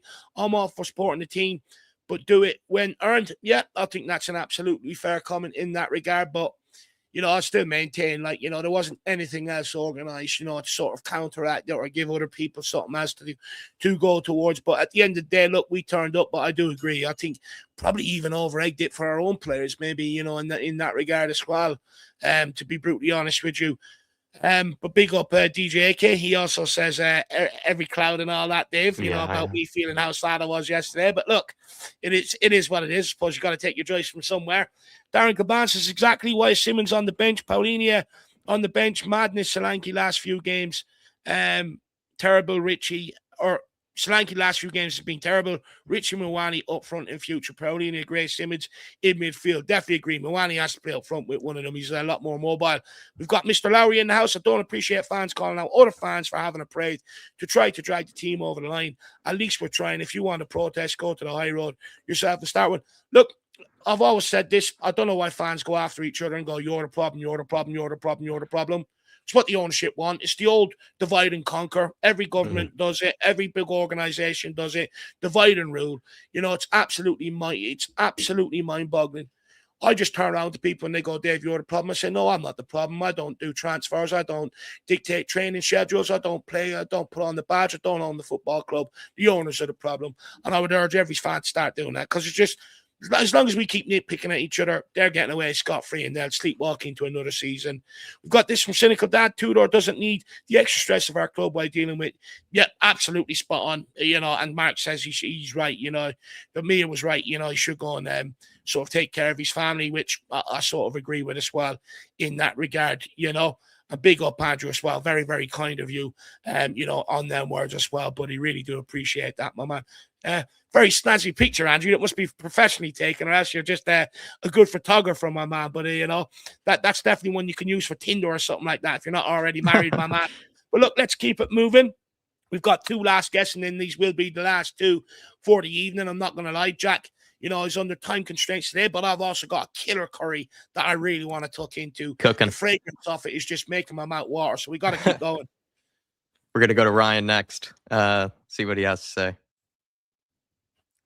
Good to have, or not Ryan. Sorry, I think it was Eddie next. Sorry, Ryan. Eddie, yes. But I'm looking forward to talking to you, Ryan. But we'll have Eddie next. Sorry about that. My fault. Right up. What's up, Edo? Again. Hey, Jack. Oh, you're right. How are you, Eddie? I'm good. How about you? As good as can be. Yeah, I mean, to be honest, Eddie, pretty much just dejected at this stage. I just feel like, you know, what Chris said was pretty spot on. I feel embarrassed. I feel pretty numb. I'm starting to despise the players that I once usually defended and really liked and had a lot of love for. It's a real low. It's rock bottom. Where do you think it all went wrong in that game, Eddie? Was it from the team lineup? Was it just the way that they maybe collapsed after conceding the first goal? What went wrong for you? You know, why weren't they able to get something? It was definitely I thought. Look, I looked at the team. I thought, why isn't Savage playing? That's my only gripe with the starting 11 was, why isn't Savage playing? I know people will say, oh, he hasn't done enough playing all this, but he just came off a really good performance. You got to play your players in form, especially where the sort of form the team is in at the moment.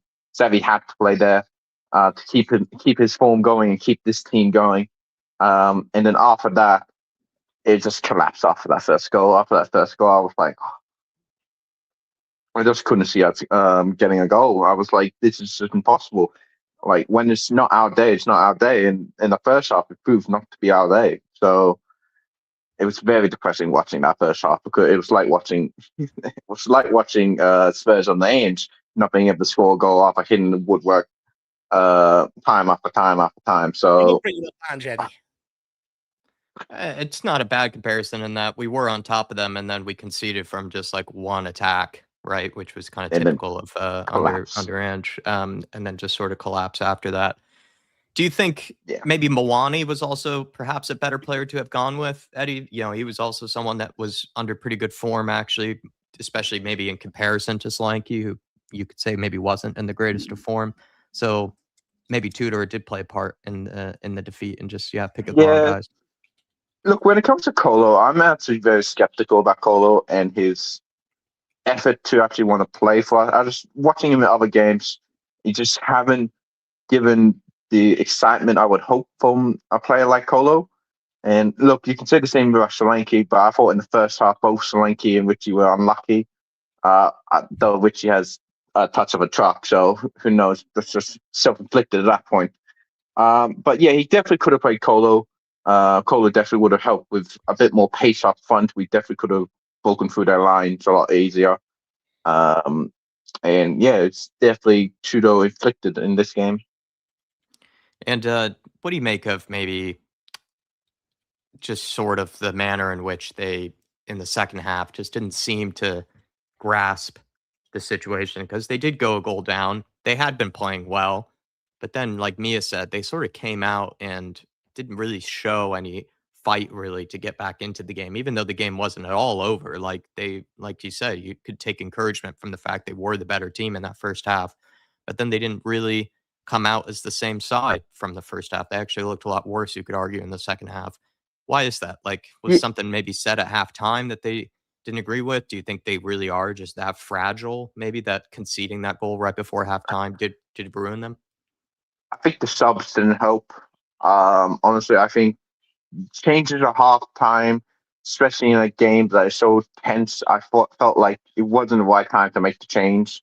I felt we should have kept with the same starting 11 and going out there, or bring on the likes of Xavi instead of Bergvall, who's still recovering from the sort of injury.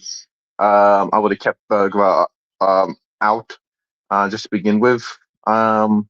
But I think it was the changes at halftime that really caused it. And maybe what was said during halftime, look, we don't know what was said. Like Mia said, Tudor probably might have gotten the information about his dad during halftime, which definitely would have put a damper on the mood throughout the whole camp, throughout the whole team. Had the team been there where he got the information, it definitely would have rocked the whole team. Because that is very sad, even if it's not your dad or if you don't know him personally, that's still someone who loved ones dying, that still can affect you mentally, and that gets you thinking about your own family and all this stuff. Yeah. So it definitely weighed heavy, had that been said or not, on them. And you just saw it from the performance. It just came out really lackluster and just not really offering any threat. And do you think Tudor should be sacked, Eddie? Do you think, like maybe what Mia brought up with what he's now having to go through with the loss of a family member, and then also the fact that, I mean, he's shown signs of life in the last few games, but he does only have 1 point from 4 or 5 Premier League games, if I have that down correctly. Do you think he's got to go? Do you think we have to move on to someone else? Or are you kind of in a few people's camp that it's not going to really change anything, bringing in a different manager? Look, I think we have to stick with Tudor. I do feel like he has been showing that he has approved and that the players are getting it. I think changing tack now can have the opposite effect and will just send us down, because this is what relegation clubs do. Yes, we are in the relegation battle, but it rarely ever works for the relegation club to change manager after time after time after time. How many times have we actually seen a relegation club in the fight for relegation actually change manager and stick around? It's happened very far few in between, especially in the Prem. Doesn't really always work out. And I feel what we should do is offer Tudor the option. Go, look, if you want to leave to go take care of your family or do all this stuff, the option's on the table. If not, you got we're giving you to the end of the season or a couple more games, or say whatever you want. But I would just put the option on the table for him. Say mutual agreement, you leave, and we go find someone else. That's what I would do. Yeah. I think that's probably a decent way to look at it, is that if he doesn't think that he's well enough in the right headspace to be able to do it, then I would say you give him, his respect and you let him leave. But I kind of do see some of the points that people are making. Who's to say that another manager comes in and then again, somehow these players who haven't been at all motivated or trying, if all of a sudden I just don't see it. I don't see them all of a sudden, playing well and trying under a different manager. And maybe, like we said earlier, even Tim Sherwood, if he were to come in, someone like that, would they show him more respect than Igor Tudor? I doubt it at this point, but probably on a human side of things, if Tudor does feel like he needs to go, I would totally, be okay with that. Yeah, look, if he feels he's not in the right headspace, take this battle on by all means. You know what I mean? Just hand in your resignation, no problem, no hard feelings. But I do wish one of these managers would actually grow a set of bollocks and go, okay, I don't care how much it costs, what wages are on. You don't want to play, no problem. Go and train with the under-21s for the rest of the season. Bring me up players that are committed, and bring me up the best players in and around. You know what I mean? I just wish one of these managers would grow a set of bollocks, because unless they do that, if you don't have 11 committed players out on the pitch where we are, you're always going to lose a game of football. That someone's going to cost you.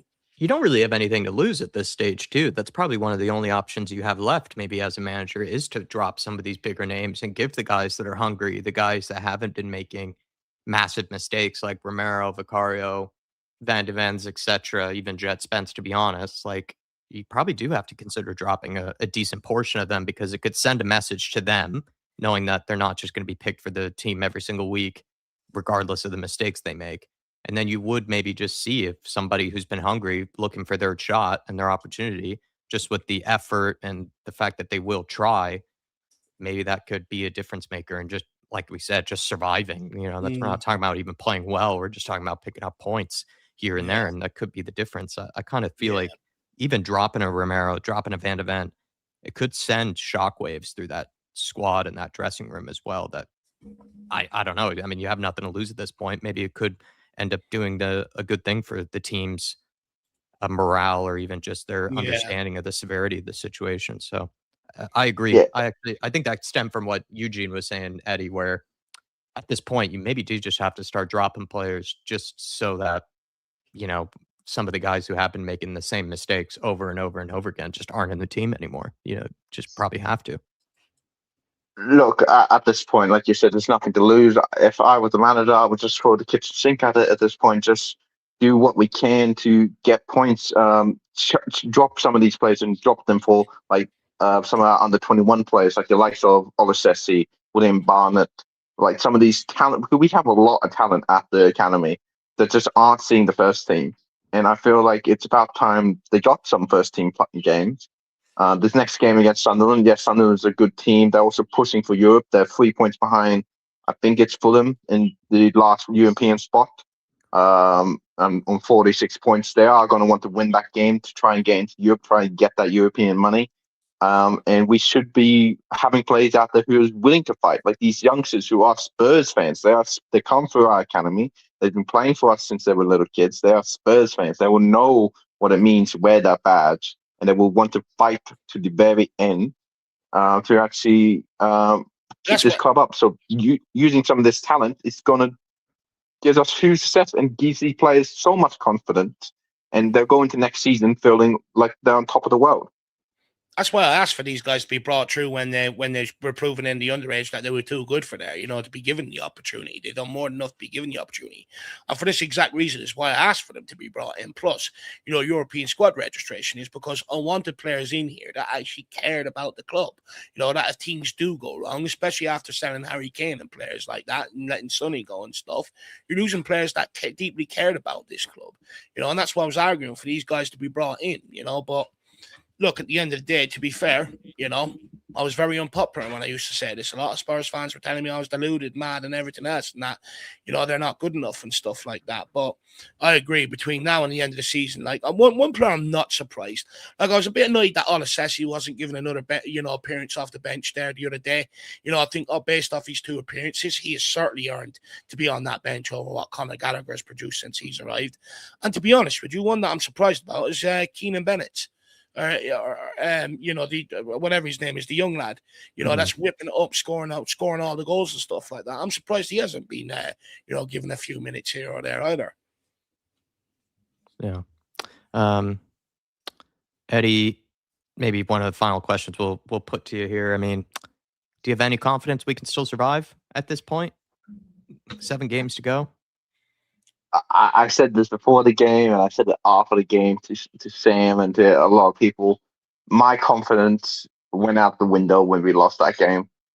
That was a game for me that had to be won, or at least drawn, but it had to be won. I lost there. Really have. It's a Titanic at the moment. We are going down very slowly, and we are taking on water, and we just can't fix the hole. And if what we need to do is we need to go away at the international break and recover. And this next Sunderland game is going to be so important. If we end up losing it or even drawing it, but West Ham's only a point behind. If West Ham wins their next game, they will be getting 3 points and go ahead of us. I don't know, can't remember who they're playing, but I think they're playing Wolves actually at their stadium. So that's a game that West Ham could win and go above us. So we need to win the next game. And unfortunately, I guess Sunderland, who's is good at home, I just can't see us winning. And honestly, it's getting really bleak and really depressing, and it's not good. Yeah. Well, Eddie, thanks for staying up and being willing to have a chat with us. We appreciate it, man. And hopefully Spurs don't give you any nightmares tonight and you're able to have a sound sleep and have a good rest of your day, I believe, tomorrow, if I'm not mistaken. So thanks as always, Eddie. And set your alarm for some pro clubs there. Mate, I need to go to bed and sleep for like another 6 hours, so I definitely won't be around for pro clubs, mate. Fair enough. Well, make sure you get on soon over the weekend. No, I definitely will, mate. Don't worry. I'll even make myself available on Saturday to play some early clubs with you. Oh, mate, big up. That's great. Right. Nice one. Have a good Alrighty, evening. Eddie. Appreciate you, man. Have a We'll good see you one, next lads. time. Catch you next time. Big up, Eddie. Just quickly, you take this. Sharon Wilkinson says, "Get Sheridan in the bag. Get him in here. He's the man for the job. He's got passion." She also says, "I'll totally agree. That had to be one, absolutely." And big up Del Boy. He also says, "I don't want to see Gallagher in a Spurs shirt ever again." Definitely don't disagree with that. And just quickly, some news here dropped by Tom Alnott. He's basically said that Tottenham have approached De Zerbi to take over immediately, as well as the summer, with one proposal, including a release clause in his contract to account for the possibility of Spurs being relegated. Don't know how true it is. Sometimes, people just put 2 and 2 together and make reports, but one to keep an eye on. But look, let's get on the last guest of the evening. Let's bring him on. Rhino, good evening, sir. How are you? I've been worse, mate. I've been worse. First things first, too. I feel for Tudor on a human level. Like everyone knows at the moment, I'm going through the same sort of thing. So I feel bad for him. To be honest, he needs to. I think whatever he decides to do, he does. But just my wishes and thoughts are with him at the moment, to be honest. Yeah. No, look, it's a very, very sad time, of course. I think everyone sort of emphasizes or empathizes with him, in terms of what he's going through, for sure, on that one, right now. Where do you think yesterday went wrong? Yeah, did you watch the game? Look, I did, but I don't really want to talk about the game to start off with. I want to deal with a thing that's been bugging me a lot over the last 72 hours or so, and it's this stupid parade. It shouldn't.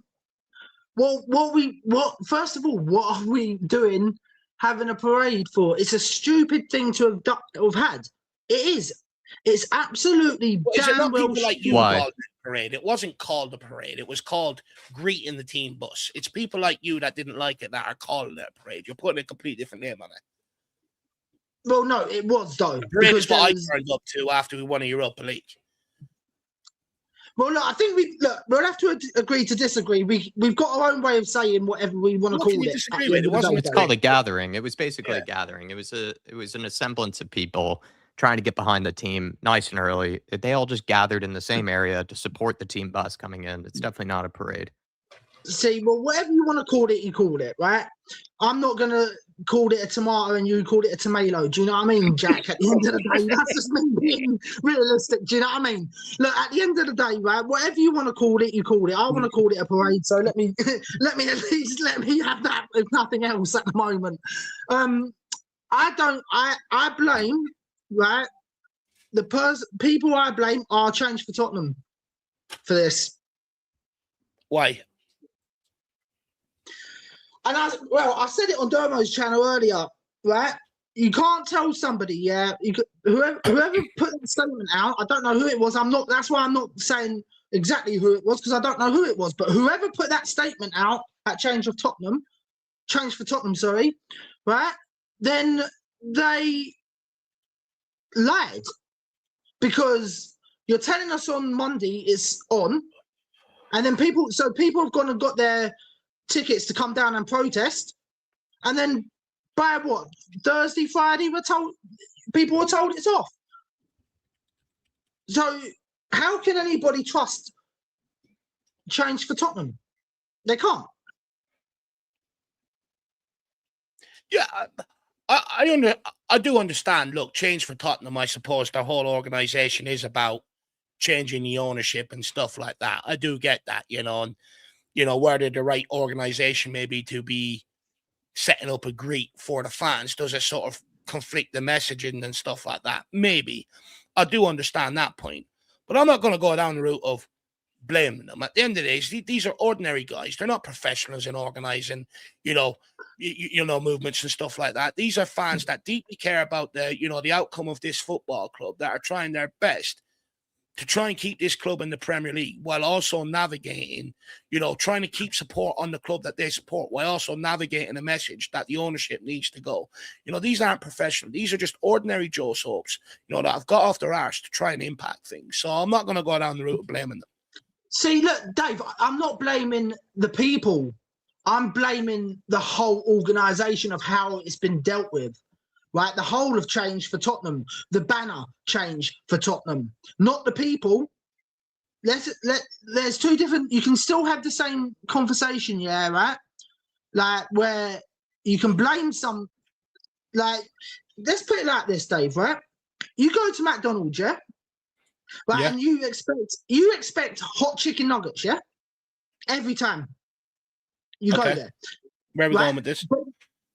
But then you get a cold set of chicken nuggets when they're advertising saying hot chicken nuggets. False advertisement, lying is what that's classed as. What, if you get cold chicken nuggets? Yeah. No, maybe it's just the staff not doing his job properly. Well, that see, I think you're. How can I kind of put this, Dave? I feel like you're giving more leeway to it. No, let me ask you. If you owned McDonald's, do you expect Yeah. to be sued if you've employed a member to give out hot chicken nuggets and he's fucked up, or would you fire him? Yeah, I'd expect to be sued because I've lied. You would. I've lied. Simple as. Anyway. I've lied. But then I'd also fire the person who served it as well. So you can have two things being correct at the same time. Simple. I think you got to look up the ladder. I think you got to go to the nugget supplier. Make sure that you sue them as well. I'd also argue if it's proper chicken coming out of McDonald's as well, to be honest with you, Ryan. So maybe that's where you have the false advertisement claim. I'm nugget out. No, but you know what I mean? Team nugget out. At the end of the day, that was just me trying to explain it in the best way I can. Yeah, no, I get you. Maybe I I'm not get good you. with words, but you know what I mean, Dave. Yeah, no, I do get you. But I do get you. you know, Where else do you want to take this? What else is on your mind, Rhino? Probably shouldn't ask this question. I probably should just ask you questions. But what else is on your mind? do you know what? Right, I don't know how we could fall apart in that second half. I really don't. Like, how can we fall apart? I'm just seeing what DJ's put. I feel the chicken. Who do you blame for the collapse? Do you blame the players or the manager and the substitutions? I don't care about whose name is above that door. I've said this, Dave, for God knows how long. Have I not? After Frank went, I've said I don't care whose name's above that door now. Right? Well, you did because care. You wanted people are to... even the season before, so you did care who was in the dugout. Let's be brutal. No, at one point I did. At one point I did. I'm not going to sit here and say I didn't. But since Frank's gone, have I cared about whose name's over that door? No, I haven't. Have I? Right? And that's because the bald are the serious problem. Do you think we? Sorry, do you think we paid the price of? Do you think we paid the price of giving someone like Frank a free pass for as long as we did? Look, Fair question. Because you could argue they pretty much did give him a free pass until it was, apparently obvious they had to sack him. See, look, right. The thing is, this is going to be another debate about all this, and I don't want it to be a debate about this. I'm after the balls. I want the balls to be gone. But what I will say, right, and I said this to you a few weeks ago, that at least Frank was picking up points, and those points. No, he wasn't, right, man. He had 2 wins in 17 matches. Oh my God! Oh my God! He was not picking up points. Jack, he was picking up draws. We had the single worst record of any team in 2026 when Frank was in charge. Frank was the worst ever manager in the top 6. He had the worst points tally of any Spurs manager of the last 20 plus years. He had a worse points, points per Had us game. in around relegation. It's why we had to make the change. He wasn't picking up. You don't make a change if your manager's picking up points. He wasn't picking up points. He factually, statistically was not. Look, it's not. This is why I'm not having. I don't want to have this discussion when it comes to all these Franks and everything else. I'm past all that now, right? When it comes down to it, right, the bald are the biggest problem, and I've been saying this since Frank's gone. I've been saying that since Frank's gone, it doesn't matter give you who's credit. at. You've been saying about the board for the last 4 or 5 years that I've known you anyway. Yeah. Right, but do you know what I mean? Like, we got one of them out, right, or whatever you want to class it as. He was sacked or whatever. It doesn't matter, right? He might have. He you know, he can do whatever he likes, right? You can have whoever you want up there, right, saying whatever, right? But until they've gone, we are not going to have we are going to be in that same position week in, week out. We are. We're just going to, and do you know what? It's that bad that I don't even now. Did I not say this to you, Dave, last week? Right, that we are going to be going down. No, I was telling you that since about October, actually. Yeah, I don't. When you were still behind your boy Frank. Yeah, but what I'm talking about recently now, Dave, I'm talking about recently, right? Yeah.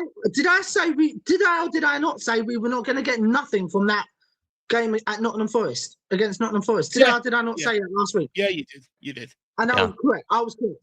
Right? Broken clock is right twice a day, though, right now. Yeah, say that again, Davo. You predict we lose every game, so eventually you're going to be right. My point, broken clock is twice right a day. You didn't think you didn't think you were going to win the Europa League final. No, fair enough. I'll give you that one. But right, when it comes down to it, right, who's going to be putting in the goals and who's going to be holding the defense together? When the pressure's on, we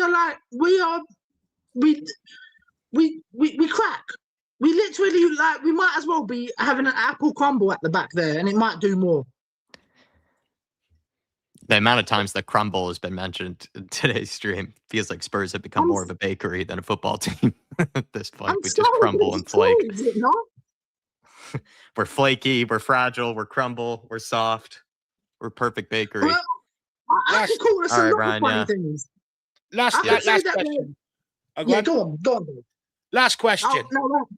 Go on, Dave. Go on. Hand on heart. Do you think we're going to stay up? No. Yeah, I'm not surprised. No, I don't. Right. What I want to happen, right, is us to stay up. But in the reality of things, I think we're going to stay up? No, I think we're gone. I'm glad you don't want us to go down, at least. I don't want us to go down. I don't want us to go down in any way, shape, or form. But I'm looking at this, and people don't like it, right? Because now I'm looking at it from the side of reality now. That I've already seen what's going to happen. I've said, and so far I've been correct with what I've said, Dave. We are not winning another game this season. Yeah, look, I mean, it's a real possibility. We certainly weren't with Frank in charge, but even with Tudor in charge, we might not. You're absolutely spot on there. But right, so I don't know where else. And to be honest, I don't know where else we go with this, because when you look at it realistically, right? If we bring Tim Sherwood in, right? Fine, right? Good luck to you. Welcome and good luck. But what's he going to be able to do in 7 games? Agreed. Like, realistically, what's he going to be able to do in 7 games? Right? He says, "Oh, I can keep this club up." I don't know if you saw it on the TalkSport. Yeah. So, like, you know what? And anyone else that has seen it would know what was said. But he couldn't even keep up a rubber duck. If he came in, and that's not because he's not good enough. It's because the players are so crap. Yeah, look, I think it's fair. Like, you're bringing another manager, the same shit might continue happening. I think that's proved by sacking Frank and bringing on Tudor. But what I will say is, I do think Sherwood gets a bit of an unfair rap, in the Tottenham fan base. I think he actually done an all right job when he was here. But look, I'm not here to debate force Tim Sherwood to get the job. Spurs aren't going to go down the route of bringing in, a guy that's connected to the football club. In fact, they've made a conservative effort of getting them all out of the football club. But right now, we do have to call it an evening here, my man. It's fun as always when you do come on. You liven it up for sure, and we'll speak again soon, buddy. Yeah, well, at least I'm starting to spit out truths, mate. I'm only being honest and being realistic. That's all I can say. You're spitting out nuggets. Keep hitting me with the truths, Ryan. I'll keep bringing me down to planet Earth, my man. Keep bringing me down to planet Earth. I will do. Have a good night, Ryan. Yeah, you guys too. Yeah, Have a good see you, evening, man. Ryan. Bye. Do you know what? As much as I disagree with him, he does cheer me up, to be fair to him. He does. The Nuggets. The Nuggets one is an all-timer. That's for sure. Maybe have a whole short video of Rhino clips. It'd be brilliant. Maybe one of the worst analogies I'd heard in a while, but also one of the most delicious ones I'd heard in a while. I was thinking about nuggets for a solid 2 or 3 minutes. I was like, damn, when's the last time I had a McDonald's nugget? Good nugget. There that's a good team. He cheered good everyone team. up with that one. Thanks everybody. It did cheer me up, actually. You're right, Dave.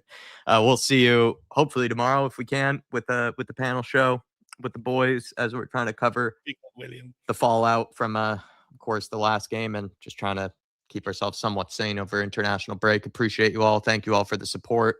Thanks to anybody that came on, bravely spoke about the situation and everything that's happening at the football club and where we can go from here, and just everything that's just, like I said, not headed in the right direction.